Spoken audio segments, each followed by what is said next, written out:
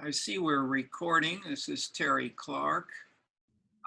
We have Kiji prepared to present and discuss with us some Chinese material that we want to link to what we've been discussing in the last few sessions. Okay, Kiji is now listed. I'm not quite sure if or how. Yeah, Kiji, are you comfortable presenting, if you're listed as co-host, are you comfortable presenting from your machine now? Yes. Perfect, okay. So first I talk about the culture planning in China. Yes? Okay, thank you. Yeah, if you have anything to share on the slide, you can simply click share screen. Sure, perfect. So can you see the screen? Yes. Okay.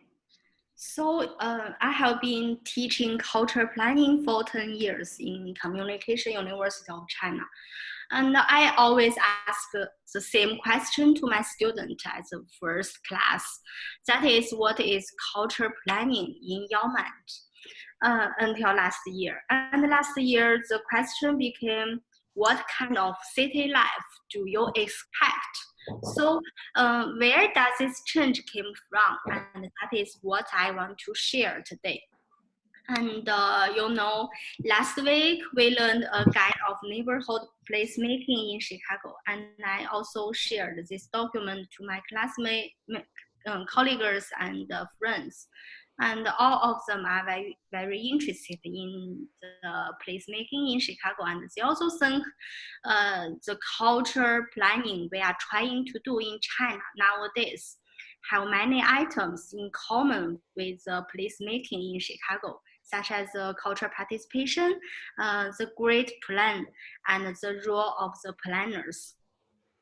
And actually, we live in city, but sometimes we feel very strange to the city, and how to approach the city and how to observe a city with the microscopes. And I think culture planning sometimes give us a lot of opportunities to approach a city and to know about the city. And here are some types of cultural planning, and there are some cultural planning I have involved in the last 14 years. But I think this work is still under exploration in China.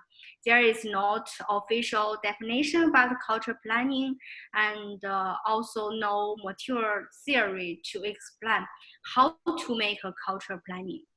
So I just want to share some experience about culture planning in China. And here I listed 10 questions about culture planning. And I think I just gave some simple questions about each one. And if you are interested in any one of these questions, and I think we can go on talk about it further. So the first is two stage of culture, China's culture planning. And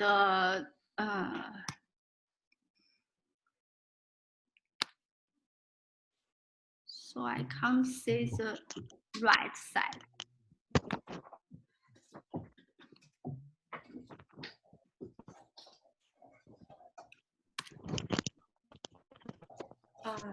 Sorry, I opened another one. Stage of culture's planning. And one is culture development began to incorporate it into urban planning. So just because culture has become a very important element of culture, of urban competitiveness. And two, from the culture development planning to culture industries planning. And here are two key points. One is in 1978, and the culture began to China started reform and opening up. So culture began to developed from the ideology to multiple attributes. And the other one is in 2000. And in this year, culture industry was included in the CPC documents for the first time. So from this two stage, we can find that the change of political context make culture planning more important in China. And the two is two tendency of China's culture planning. And one is from planning for cities to planning for human development. It is just to say that the purpose of the plan have been changed. And first from the city constructions, and now is to human development. That is, that can answer my questions. That is why I ask my students, what the city life do you expect? And not only just for culture planning, just because the plan is for citizens and residents, not for city itself. And the second is who will execute the planning has changed, and from the government to the citizens and the government and the third sectors and others. And there are also some file changes, some details about the changes, such as from building cultural facilities to creating cultural activities, from the construction of cultural places to the placemaking of cultural scenes, and from building to cultural amenities and so on. Next is two books to understand culture planning in China. And the first one is a principle of culture planning, and the other is China's culture industry planning, series and cases. And I think this is only two books to the research of China's culture planning. So in these two books, I try to explain some definitions and give some judgment about the tendency and the method and the principles, ideas, steps, processes, and implementation of culture plannings. Next is the three dimensions of culture plannings. So in my opinion, making a culture planning is like telling an engaging and attractive story. So if you want to design a city, you must tell some stories about the city. So I think the most important is to make friends with the city and not see the city just as a space or just see him as a person, and you make friends with him and you try to understand everything of it. So the inspiration of the story comes from his history and the career of the place where the story happens in this space, especially public space. So in this story, no matter who you are, and no matter tourists or residents, you are city wandering or a planner, and at first you discovered or explored the city, and you were interested in something or attracted by something, and then maybe you fall in love with the city. At last, you decided to stay here to build a city. So this is the three stages of a city. How to plan a city. So I gave these clues to build a better city. And here, the time and space is also to say that. And if you want to give a good culture planning, you will try to understand the history, the present, the future of the city, and also you must try to understand the physical space and mental space, the living space and the working space. And here is an ideal vision of an urban space. So attracted people and retain talents with high quality public service or public utilities. So this is the ideal purpose of a city. And so next is 3 main types of culture planning. And here I give 3 kinds of culture planning. And I think in different times, the highlight of culture planning is also different. For example, nowadays we are focused on the specific planning in China. And but several years ago, the culture planning I involved in is most the macro strategy plan. And nowadays, we always give some small scale community culture plan and some culture programs or projects about culture planning. And the 6th is 3 hot spots of culture planning. And here is urbanization, digitalization, contextualization. And I have talked about it last semester. And I think if you are interested in it, you can check out the video in YouTube.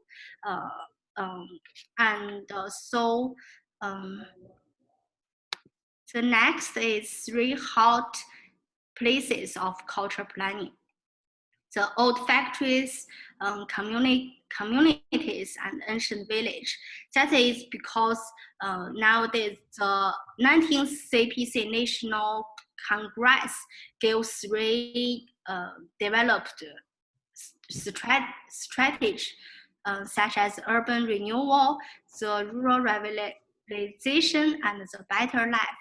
So nowadays in China, the culture planning transformed into 3 dimensions: how to change the old factories to the culture creative space, and how to build communities for better life for residents, and how to let the ancient village become more and more beautiful and comfortable for residents. Next, I want to talk about 4 reflections on culture plannings. So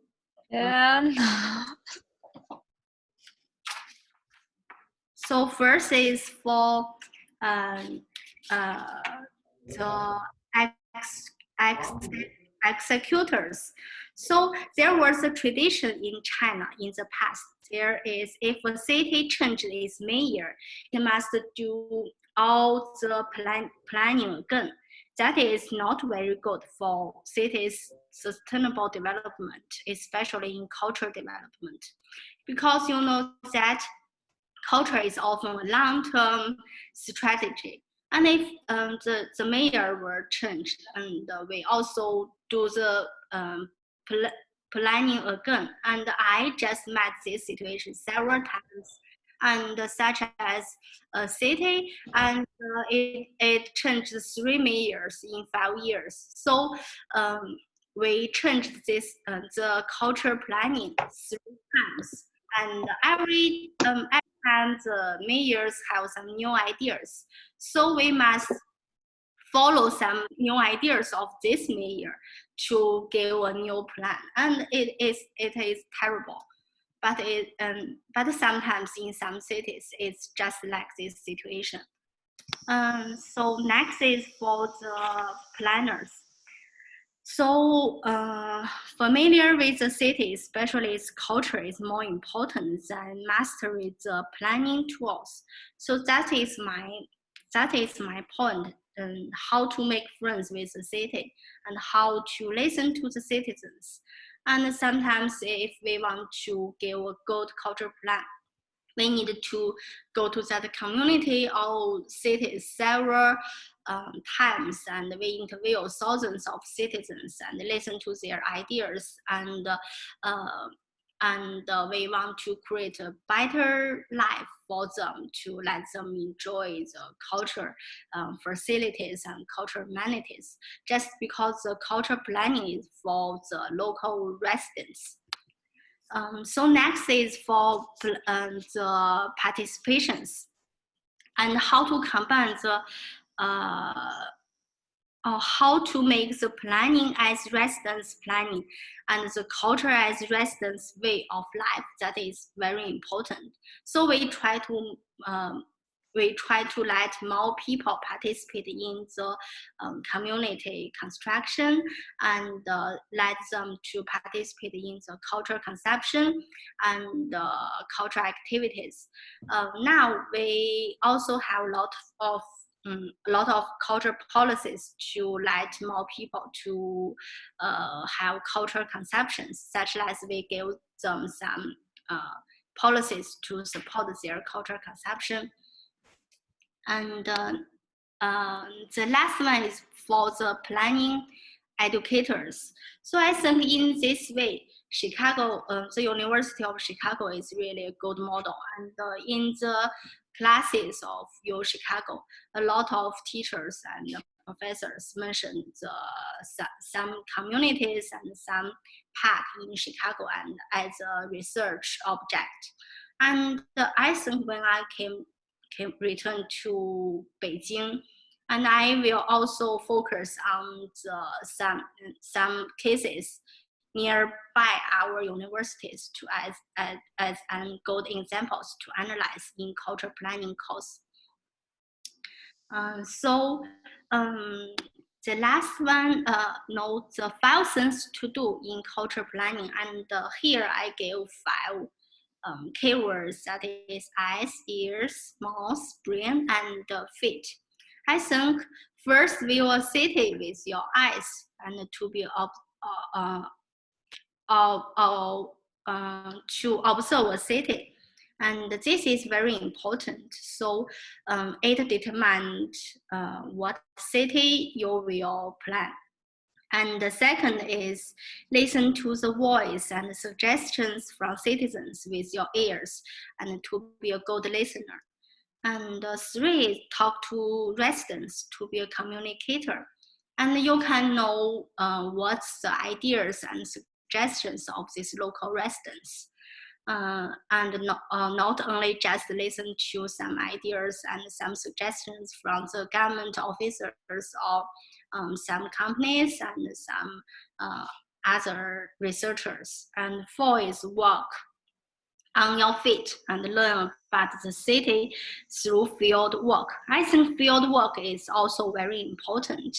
And in a lot of plannings I involved in, I went to that street several times, and sometimes we will choose to live there for at least 2 weeks to understand the atmosphere and the cultural characters. I think it is also a good way to find the eyes of a street. And the last one is thinking and creating with your brains and to be a wise planner. And that is also very important. You know, cultural planning is not only one subject, and it is concerned a lot of projects. And in China, we don't have any subjects directly about cultural planning. But such as sociology, such as management, such as art, and city plan, and all these subjects can give us a lot of knowledge, give us a lot of tools to let us do better cultural plan. And here is the last question on 10 popular planning methods. So the accessing, softening, and integration, innovation, and rechatment, relocalization, remixing, regeneration, and these 2 ways we also used nowadays, such as urban acupuncture and cultural diagnosis. I think these two are very important. It also said that our cultural planning from the large scale to small scale.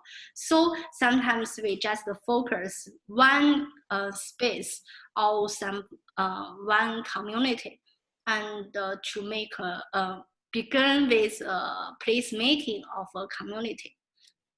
So that is why I am inspired from the neighborhood placemaking in Chicago. Yeah, so here are 10 questions, and I just gave some simple answers. And did you have any questions?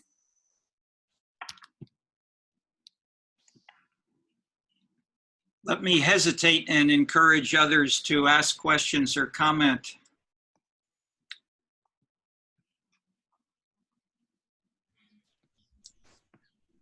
Madison Pearson.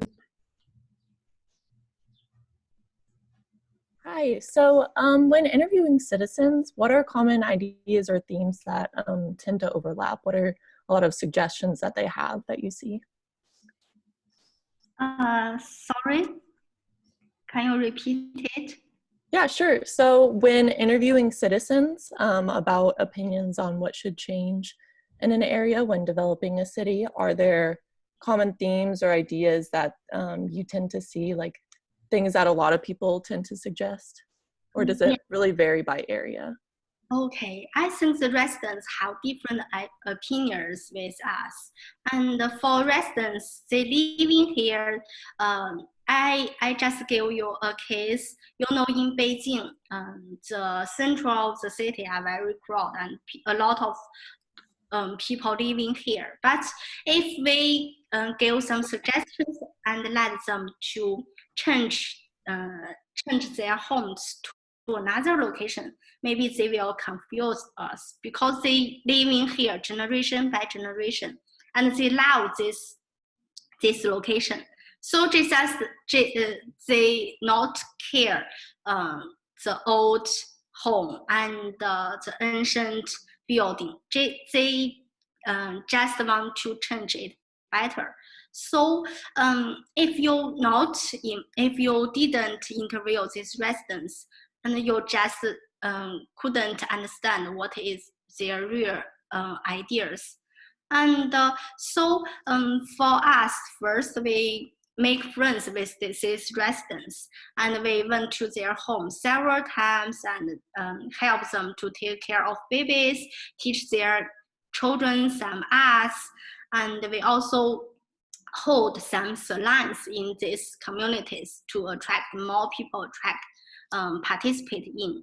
And before the plan, we do a lot of work to prepare for the planning. And first we make friends with the residents and let them know we can give them better plan and not just give some thinkings to help the government. So that is my opinion. And the interview is not the only interview. It is a preparation for the planning. And we make friends, and after we finish the plan, we always keep this relationship for several years. And in these several years, we also renew the plan and also rewrite the plan just for the better life for this community. Thank you so much.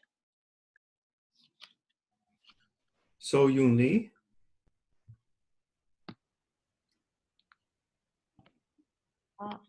Oh, sure. So I just have a really quick question.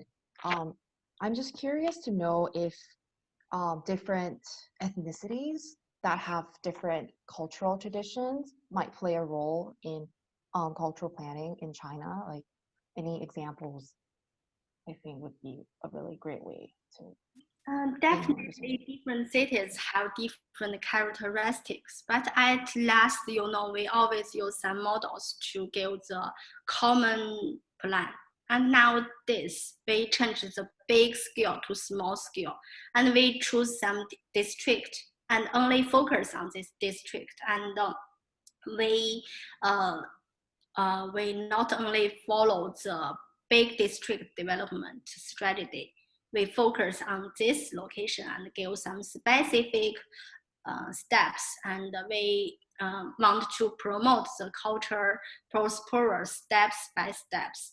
And maybe it needs several years, and not only a quick plan, but really we not only the local residents, but also for planners, we can acquire a lot from the plan.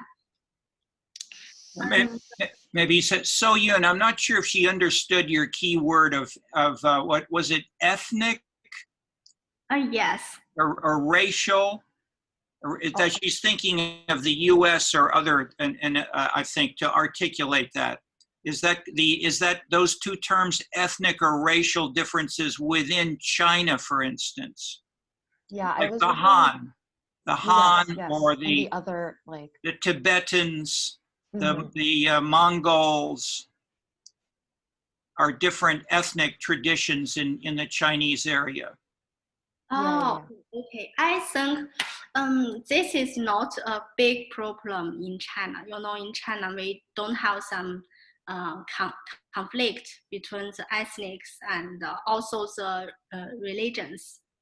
So I think it's not a big problem. But sometimes in a lot of province in the west and the south of China, such as Yunnan, such as Guizhou province, and this have a lot of minor. Let me check the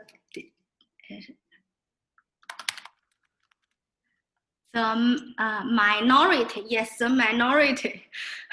Sorry, the minority areas. We also concern this some cultural conflict, but first we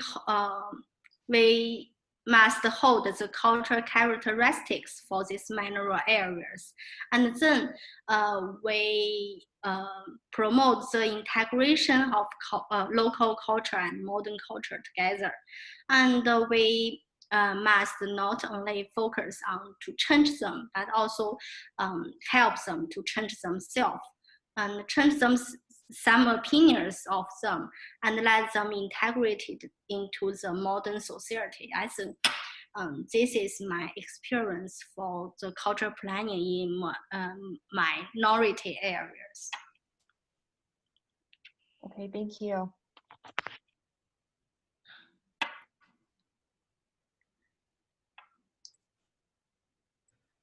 I have a small question.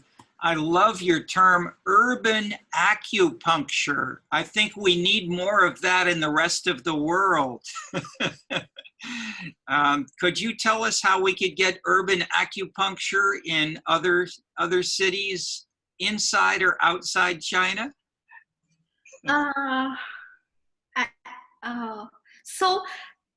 Did you know the meaning of acupuncture? I know it in a physical, individual sense. I do not know it as a two-word statement of urban acupuncture. That's what I am applauding. Yes, I think it's very difficult to explain it with English. And I think if you are sick and it's difficult to express. If you are sick, use the acupuncture can cure absence, access the absence of the sick. Yes, so use the snitch to. Yes, it has several meanings. First is focus on some specific issues, and second, it can approach the absence of the sick, and not only the phenomena and not only the surface of the sick, and it can solve the absence problems of the city. And so it's small scale but very high effective. Could you give us an example or two of urban acupuncture? Okay, I can give an example. Yes, And in the several weeks ago, we talked about some examples like hutong, and Alan gave some videos about hutong. And for example, the Shijia hutong. Shijia hutong is very famous in Beijing. It's a famous hutong. First, it lived a lot of famous people. A lot of famous people used to live there. And then it is a traditional Chinese, a lot of 四合院. 四合院 is a traditional Chinese courtyard. And how to change this 四合院, this courtyard in Beijing, it is very difficult because this the property right of this courtyard belongs to the national government. So for residents and for the local officers, it's difficult for them to change it. But for our designers, we can give some planner plan to change the courtyard. And we use the method just the urban acupuncture. And first, we encourage the local people to participate in the community built, and there is a local museum in this community, and more and more residents, especially the old man, old woman living in these communities, participate in the courtyard renewal. And their cultural activities inspire the local government, think that culture is highly effective to light this hutong full of charms. And so they change their ideas and opinions, and they give a report to the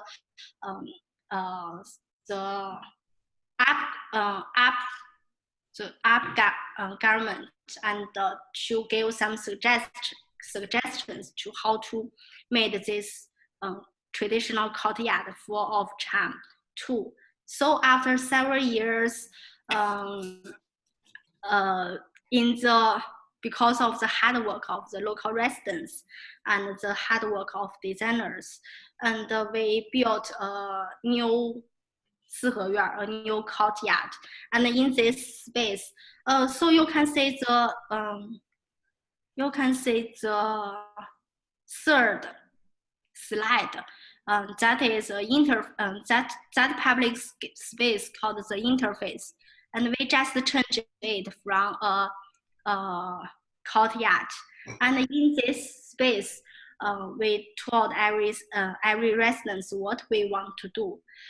So it is not only a public space, and the outside visitors love this space, and the old people, old residents living here also like this space, because they saw some changes about their living space, and the local people, the young people, and the residents, and some private space changed to be the public space.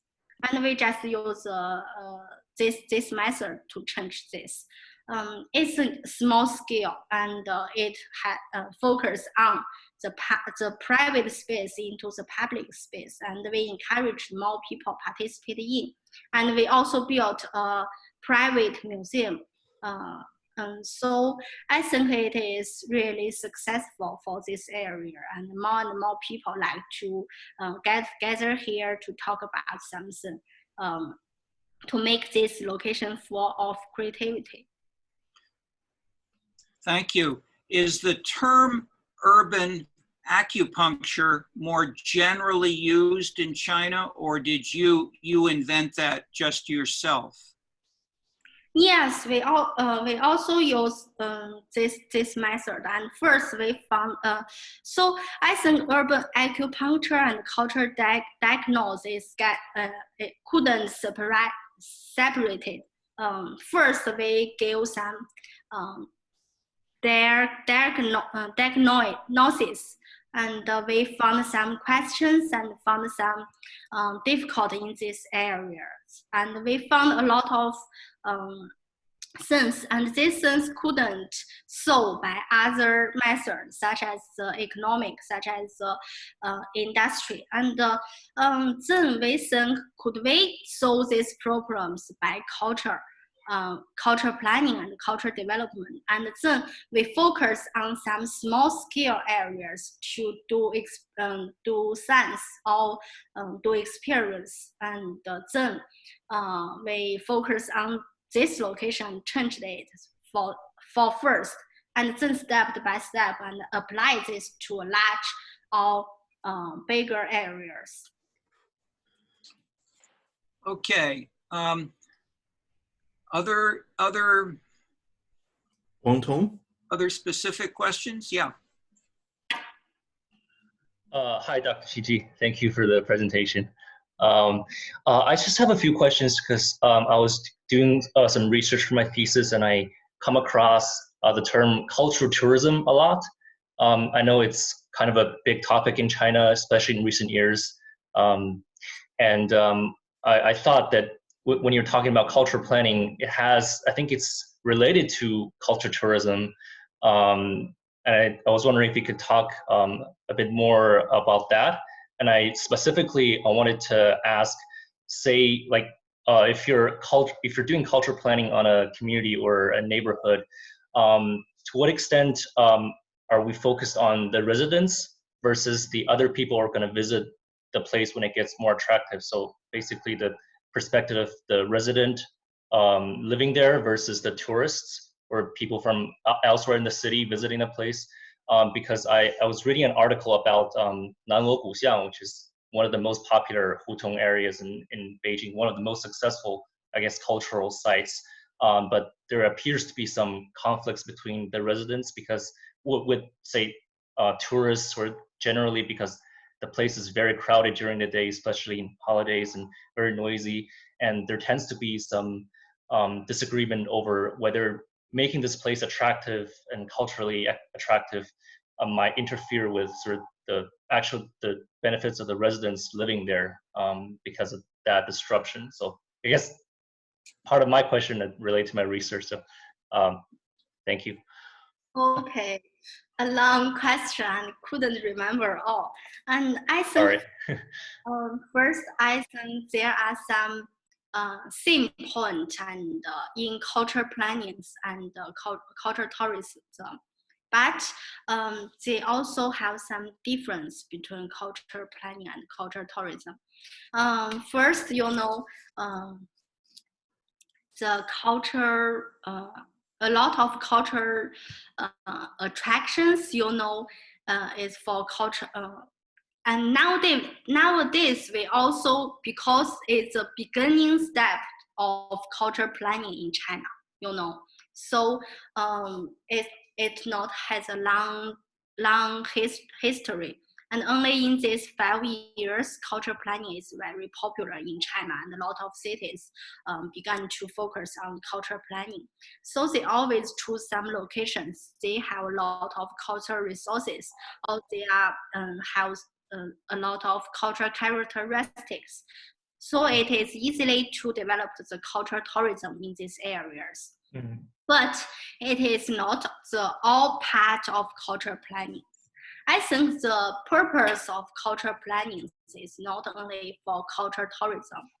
Cultural tourism is just only one industry or one form to promote cultural development. Mm-hmm. The purpose of cultural planning is for residents' better life. And I think the most important thing is to change the residents' opinions, to let them to recognize what is culture. And I think culture is maybe culture is air, or culture is atmosphere. Culture is ideology, and culture is a way of thinking. And culture can influence their ideas, their word point of view. That is the purpose of cultural planning. So maybe in this 10 years or next 5 years, a lot of cities also focus on culture and tourism. And we also mentioned the integration of culture and tourism. And but for most areas, especially for the communities. Maybe not all the communities are suitable for cultural tourism, but it is really communities for residents living here. So we use and nowadays we use the sense as a dimension to help us to judgment how to change the cultural the communities, and we also use a better life as a rule to help us to judgment how to let the local residents feel very proud of living here and let them have the proud to participate in the cultural activities. And it's really very difficult for the planners to to promote the cultural participation, and but that is what we want to do in China.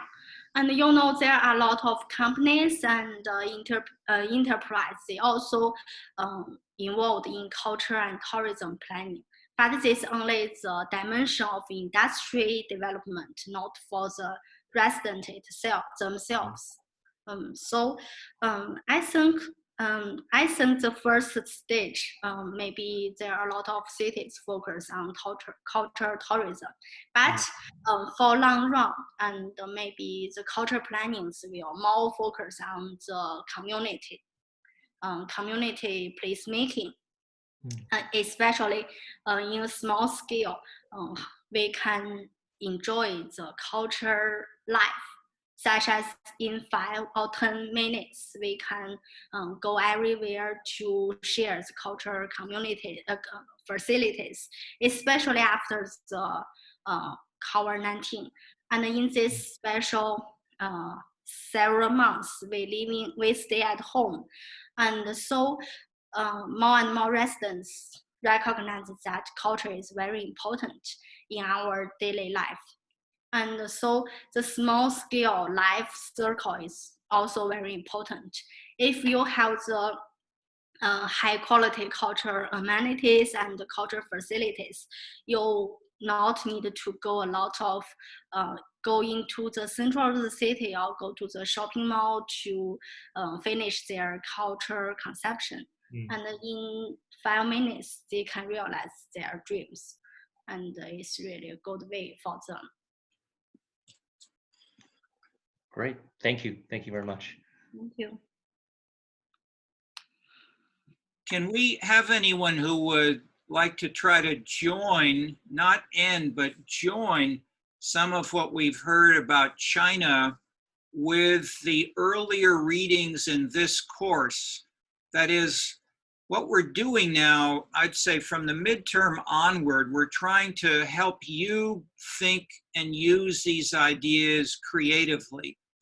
And so it's not a question of memorizing a name or a concept, but of taking different things from different books, from different cities, different countries, and then seeing how you can variously combine them.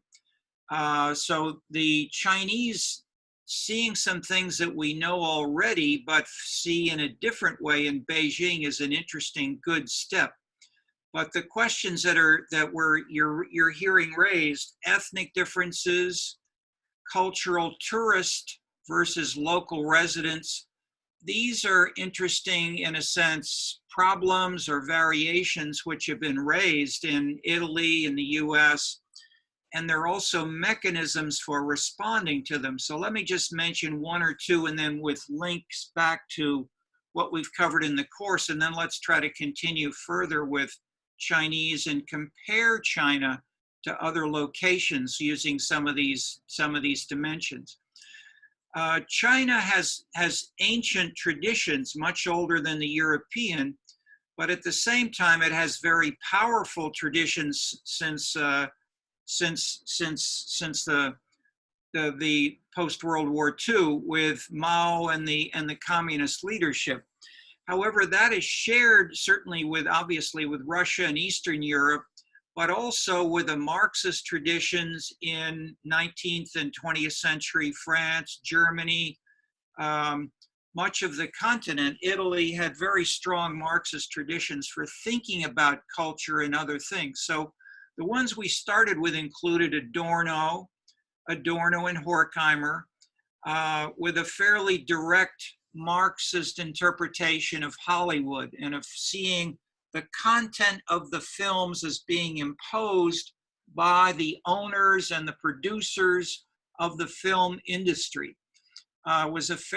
This paper, it was a fairly simplistic paper. Adorno especially could have a much more subtle formulation, but it at least shows you that way of thinking, and many people have discussed in those terms. When we then went to Germans from even that tradition at Frankfurt, we had then Habermas's book, and Habermas added, of course, I'd say a big innovation, which we had implicitly, or no, I'd say more explicitly here. With Habermas, we have the contrast of the context of the UK, England, Scotland on the one hand, and the European continent on the other, especially France and Germany. And so he focused then on how do courts around a king or a duke or a nobleman, how do the courts work, and how does the conversation change? What is the content of the conversation? And then how did that continue in the salon, which Qiji has started a scenes salon in China using the 19th, 18th century French term.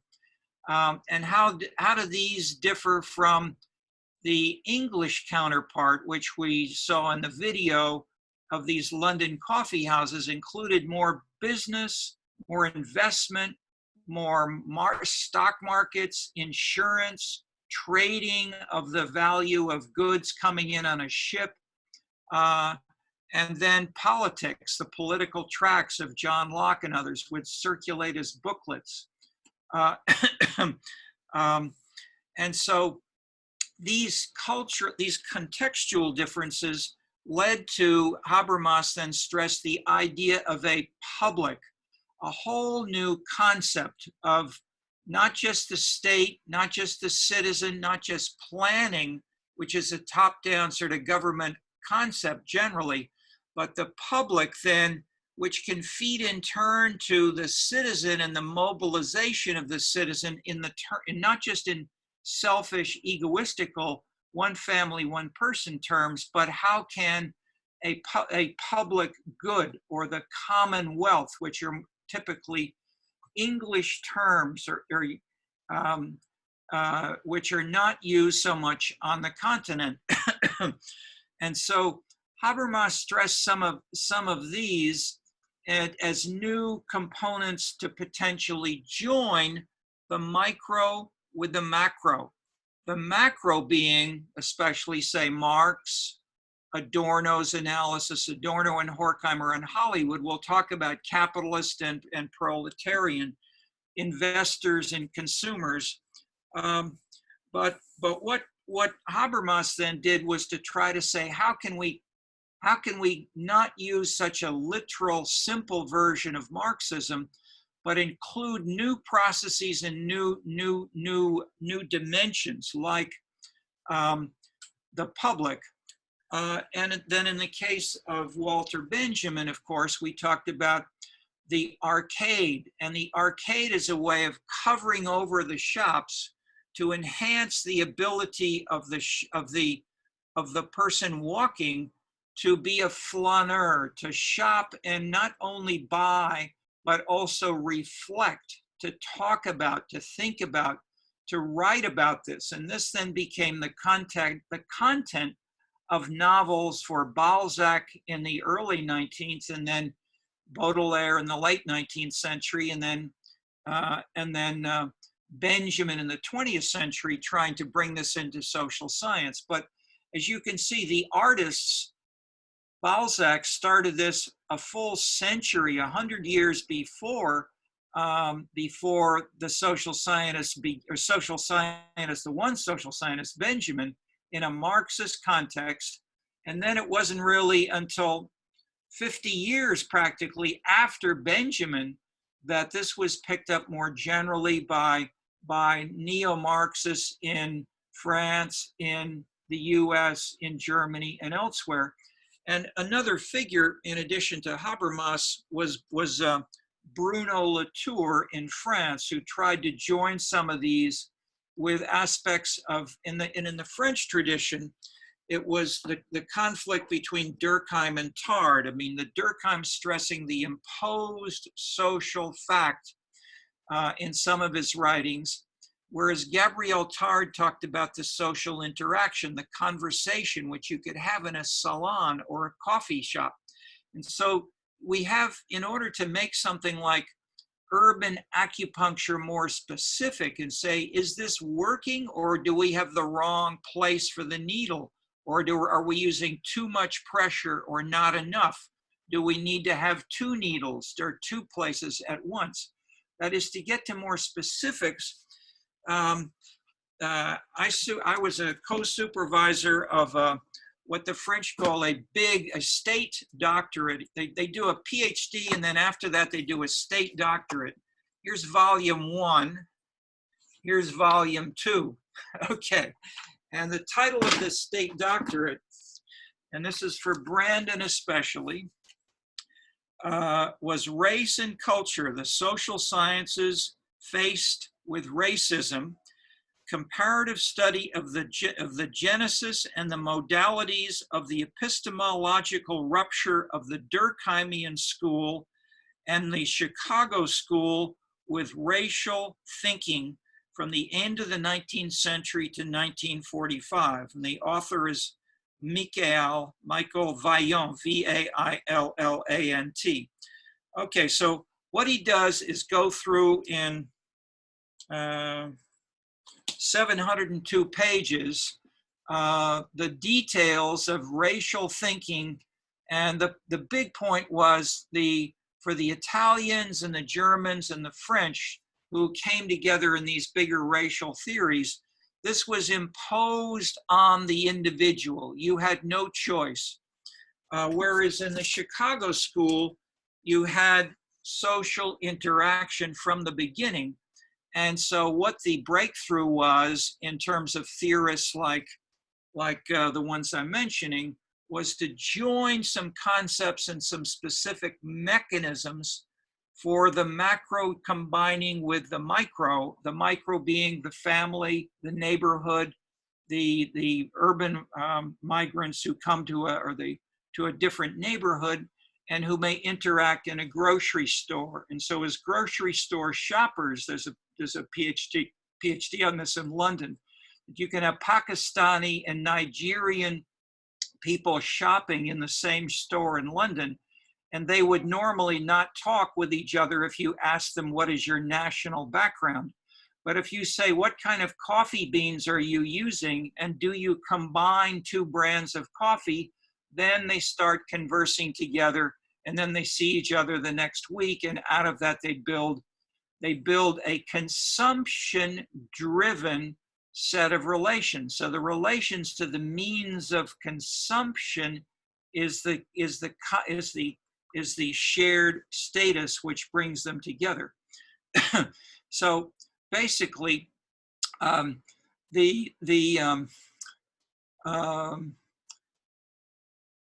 thing I'm getting at with these is if we try to compare, say, in different neighborhoods in Beijing, and Kiji did this in part of talking about downtown Beijing and areas further out, or older and newer buildings and older and newer people. If one compares in that way, one can then begin to see where do these associations shift. So for example, in the question of the users versus the visitors or tourists, I'll mention another European continental theorist who was Guido Martinotti, M-A-R-T-I-N-O-T-T-I, must have been 40 years or so ago. He did a book where he had 3 types of city users: residents, tourists who may come from abroad, another country, another distant location. But the third one he had were commuters who may live in a suburb or live in a different neighborhood, but they commute for their work. And when they return from work to home, they then travel through different neighborhoods. And he stressed, as in Tong Wan's question, there are differences of priorities and possible conflicts and cultural conflicts among these three. And so what he began to articulate in Milano and other Italian cities were ways that these three kinds of concerns could be shared or responded to positively in all three cases. And that's what the Italians have been trying to do more generally, because you have massive, overwhelming numbers of tourists in Italy that far exceed those of most other countries of the world, so much that, as I've said, there's so many people you simply cannot walk in a different direction against 40 people in a street that's 20 feet wide, okay, etc. So in examples like that, you can find one-way streets as an example of a possible urban acupuncture. And so looking for more specific mechanisms of these sorts of things, which I'm pointing to as ways where we can learn from different countries, different time periods, just as culture or race or ethnicity, it can be things which can be resolved either through violence, revolution, or through things like the non-violent civil rights activities which were pioneered with Gandhi and Nehru in India, then taken over in South Africa, and then taken over with Martin Luther King in the US, and then joined with some of the union mechanisms of mobilization with strikes and demonstrations more actively, signs and so forth, but joined often with a moralistic component which we had from the religion of Martin Luther King. So you would have people marching against a racist police chief in Alabama, but they would be praying, they would be singing religious songs and trying to make a moralistic appeal through their religion to television viewers, to radio and newspaper reporters who would be writing about this to show the potential conflicts, but also the ways of resolving, of overcoming the conflicts. And the newspaper and the television viewers overcame that by communicating to their elected representatives from California, from Nebraska, from Ohio, from Washington State. Martin Luther King is a good person. Please support him in Washington, D.C. And so in 1965, the civil rights movement was accepted and imposed across the U.S., which said, you may not discriminate racially, etc. So it's a classic example of peaceful change, that you do not always need a revolution. You can potentially impose changes in more pacific manner. And Chicago, despite or in conjunction with some of the, let's call some of Black Lives Matter, more dramatic urban acupuncture, but it's not revolution. They haven't burned down, 20 city blocks. There were 40 or so city blocks that were burned in 1969 in Chicago. And I looked right out my same windows. I could see 40 blocks of buildings going up in flames. We've not had anything like that since that time. But in those years, we did in the U.S. That is, there was more. I wouldn't necessarily call it violence. Some of it was, some of it was not. But often it was very targeted against those shop owners who were identified as racially hostile. And the next shop, which was not racially hostile, was not burned. So this is repeated again in the LA riots 20 or so years after that. So there are clear differences in ways that these strategies may be used, from the violent, from the protesting, from the media, from the artistic, and using the arts to enhance the emotional reactions, and joining that with the moralism of the Bible, of singing religious songs, of praying. these are ways of trying to enhance the urban acupuncture in ways that we've had theorized about in some of these. But let me, so we could link with other themes like that, and I'm deliberately making some links to help you not only review so much as to say, how can I use these readings from the beginning of the course to join them with China, to join them with what Qi is doing, and when I go back to Kansas or Saudi Arabia, and maybe you're in Kansas or Saudi Arabia right now, some of our students are all around the world, in Japan and so forth. How can I use these ideas in Japan or Saudi Arabia or Mexico? All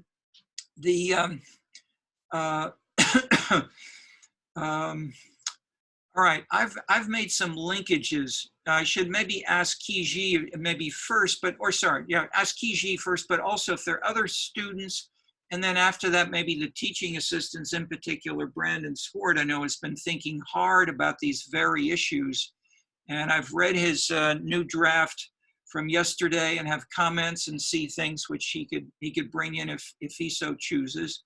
But Qi, do you have any reactions to some of the points I was making about trying to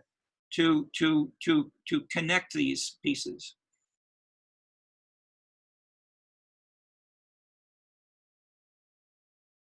You're on mute, Qi. I just found a good hypothesis to explain what is urban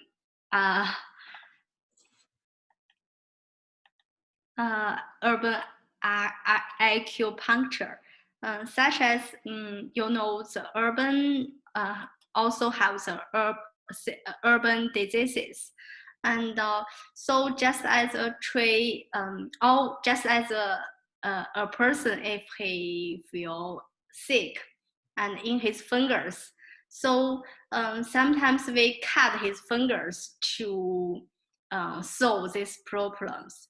But if we use acupuncture, we not only cut his fingers, we must find the reasons why his finger gets sick and why he infect this disease.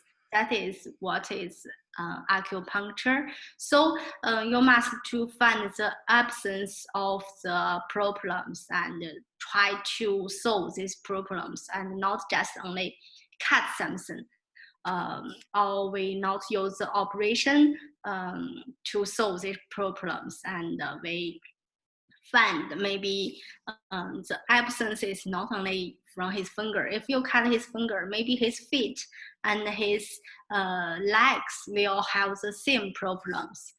And so this is a hypothesis to explain the acupuncture. And in the urban development, we also have the same problems, such as the community, and if the residents not satisfied with their communities, the best way is not to move them to another new communities. We must try to change these communities and let these communities better to fit to satisfy the need of the local residents. Not only to solve the problems from the communities, and we also lead the local residents to change their opinions, and maybe after they change their opinions, they think change themselves is the best way to let the community better. So that is one way to about the urban acupuncture. Yeah, so I think how to explain these problems with English. In Chinese, it's easily to understand because of the traditional Chinese medicine have the same function about the acupuncture. And yes. Comments or questions from others?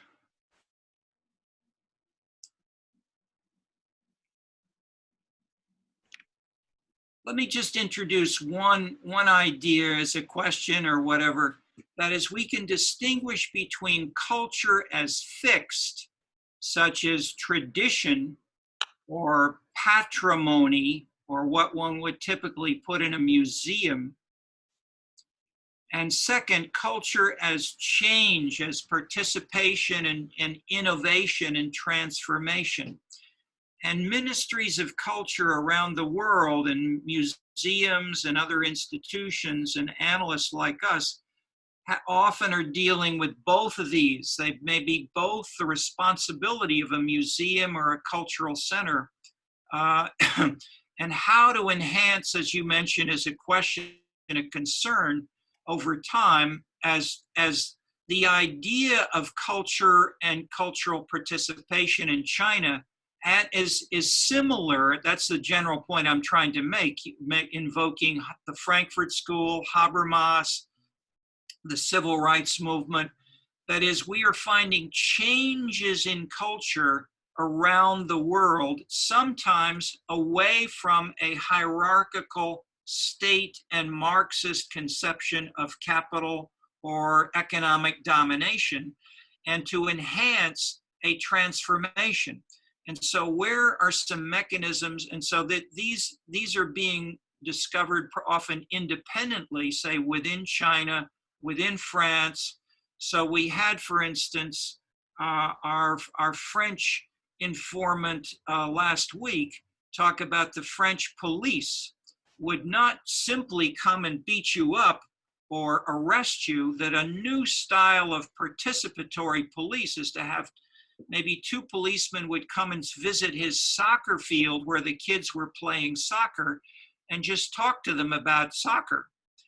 So that's a new style, which is a revolution in style for the French police, to be that participatory, listening to the citizens. And that's parallel to the kinds of changes in that snake, which you showed, a sort of a snake coming down to urban acupuncture. I think it was your last slide. And a general pattern which many of those illustrated was more citizen participation, bottom-up, participatory activities. These are the similar mechanisms and processes which we're finding around much of the world, in China and elsewhere. So a beginning is just to label, simply labeling them with a term like urban acupuncture, or flâner and city wanderer, or the public as the concept of Habermas gave us, or civil rights. Civil rights was introduced in a sense in a powerful way with Martin Luther King, but then it has become generalized to women's rights, to Black rights, to animal rights, to ecological rights, of etc. So rights may come from an English political theory background, but it then gets added on to the demonstrations of the civil rights movement and became an active way of transforming. And so in that way we can have new processes identified. And Brandon is working on this now. If you want to talk about, that is, you've tried to usefully combine American and French terminology in a way that parallels that French fat doctorate, which I showed you. That is, you're using both some French and US concepts. Do you want to mention any of that or articulate some of this? And we can continue, if you want, just very briefly, we can continue afterward. But just to throw out how even for writing a PhD thesis, and this is part of his proposal, I mean, he and I are going back and forth on how to add new parts, and he's made an important step ahead today, and I'm just interested if he wants to say a word or two about it. Are you talking about like the habitus stuff, or? Yes, I mean your path, basically your path diagram. Oh yeah. So we did some Bourdieu in this class. Did we talked about like habitus and stuff yet, or we talked about distinction? We had section from the distinction book. Yeah. We Yeah. did not, we didn't go into, I don't think the concept of habitas was elaborated much Habitus. there, so feel free. Yeah, so we read this guy Bourdieu, who has a big book called Distinction, and he's the person who's kind of talking about like how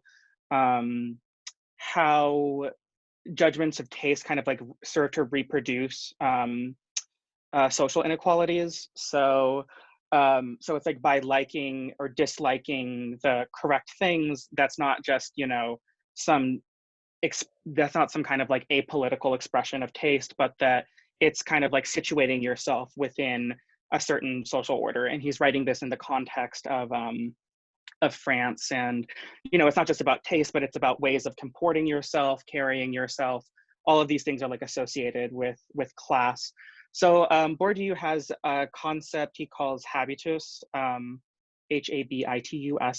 which if you engage with him very much, you'll start to like find very, it's one of his most successful concepts. So if you interact with him, you'll come across it very quickly.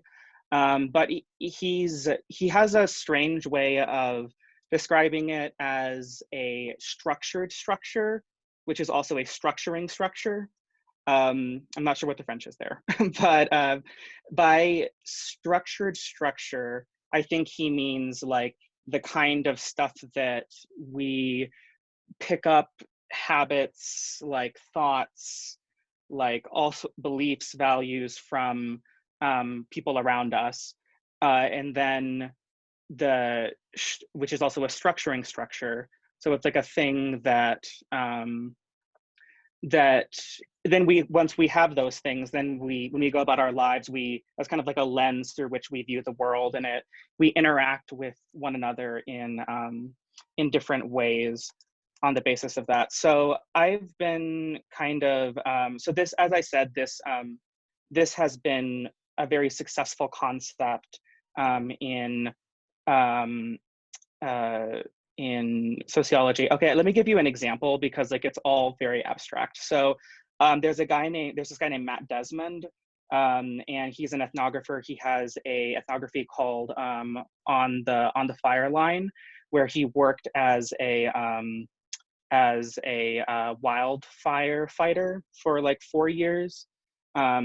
So he's like trying to figure out like, I'm not sure. I think that wildfire fighters, it's like a volunteer thing, or it's like a special kind of firefighter. You have to opt into it, and it's like super dangerous. And so the question is kind of like, well, why do people do this? And you know, we could have these things where it's like, oh, they're just kind of like adrenaline junkies or something. But he explains that as these are like mostly like rural, like working class white men who have a certain idea about like masculinity and their identities and like how they go about in the world.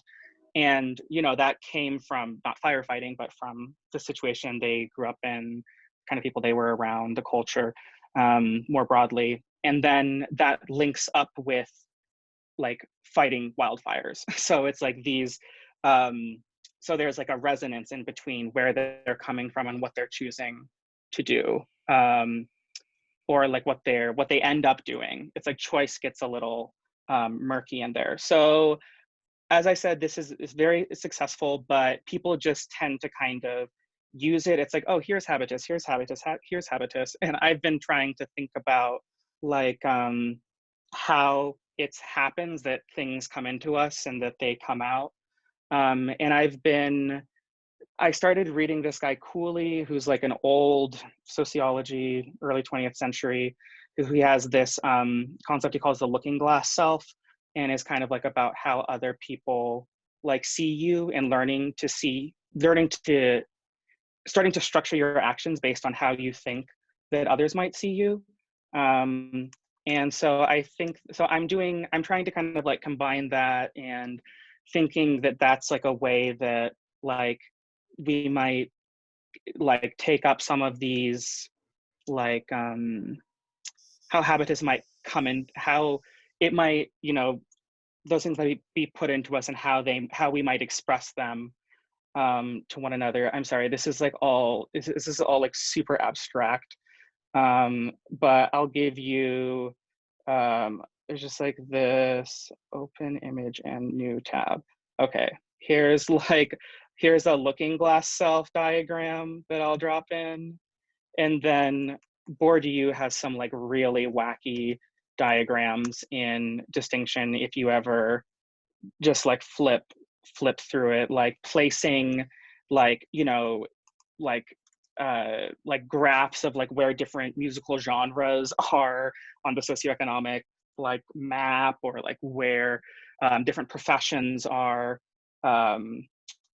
Maybe I'm not gonna be able to find this quickly, but that's kind of some of the stuff that that I've been thinking about, like whether that's related to, whether that helps you with thinking about the stuff that we're talking about right now or not.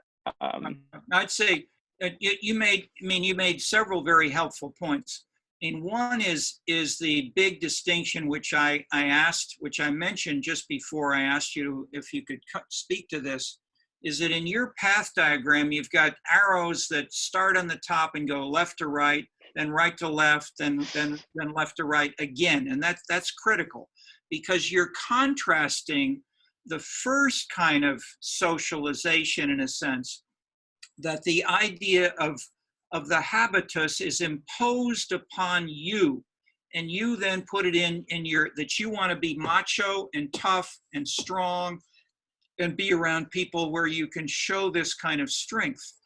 Then you show that the second kind of looking glass self-conception says, I may talk to other people who may be firemen, but I may not interact uniquely with firemen.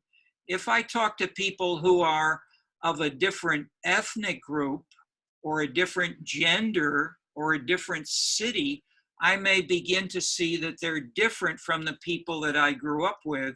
And I may begin to develop a more cosmopolitan conception of male gender or masculinity or toughness or even myself. So what you've identified are two mechanisms, and I would say, at least for the most part, the way most people in Bourdieu or use the idea of habitus is in a sense of more fixed culture, whereas the looking glass self-conception is how culture is transformed as it becomes talked about through social conversation, interaction, the salon.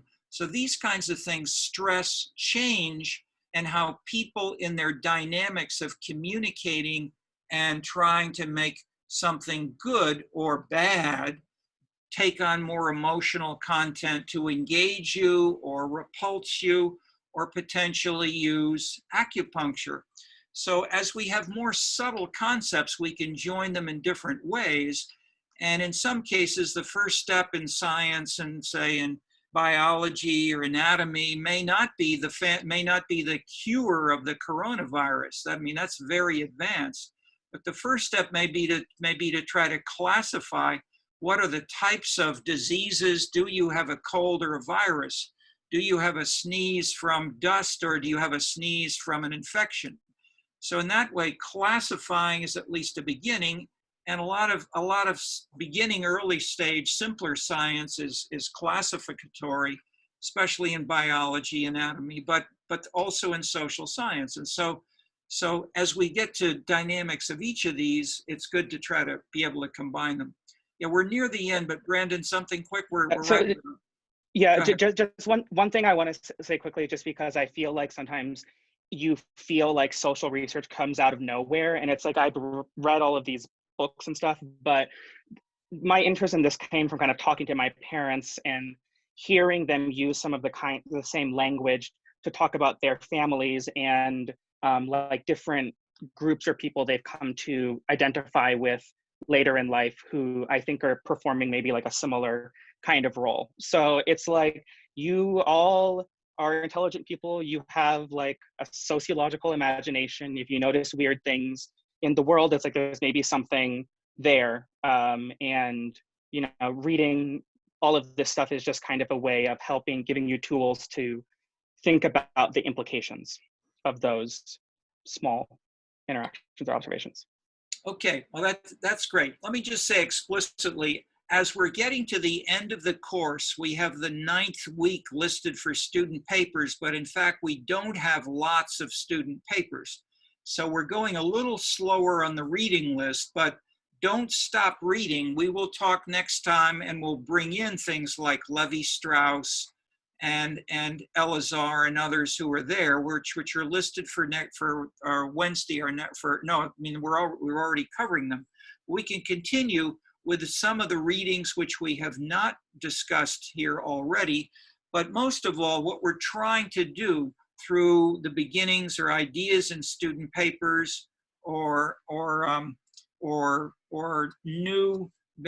Kiji is editing. I can add, she's editing a book on Chinese scenes. And so she's pulling together and adding new chapters about how did these concepts and examples from Europe and North America, how can they be elaborated further in China? So she's getting new materials to join these. And so this is something we're actively discussing.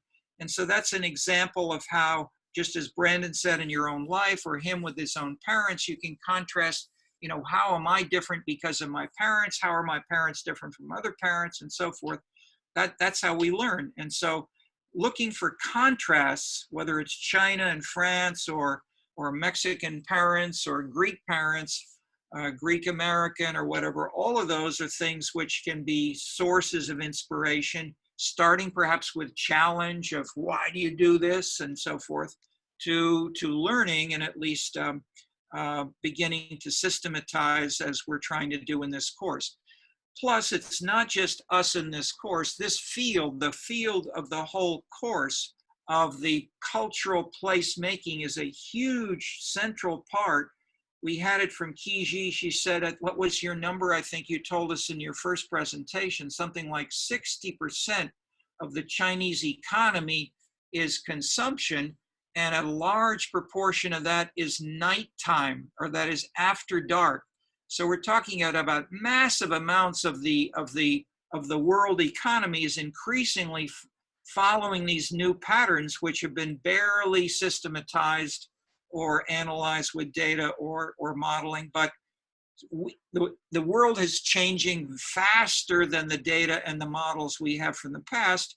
And it's up to you here, you students who have years to go, to be able to adapt the past concepts to these new challenges. And so let's close on that and continue on.